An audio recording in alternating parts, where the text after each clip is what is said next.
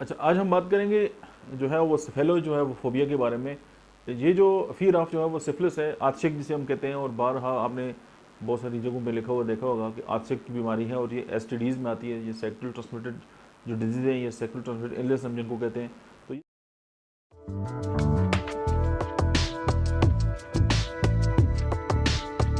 तो इसमें यह है कि एबनॉर्मल और जो dread fear of being infected with syphilis जो है वो पाया जाता है। तो बंदे को ये खौफ होता है कि यार मुझे जो सिफिलिस हो जाएगा और मैं किसी जिनसी बीमारी में मुबतला जाऊँगा और मेरे साथ ये जो हो जाएगा। अब ज़ाहिर है उसके पीछे ज़ाहिर बहुत सारी बड़ी स्टोरीज़ हो सकती हैं।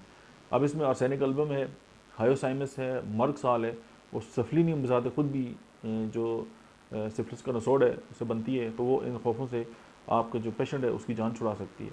Thank you very much.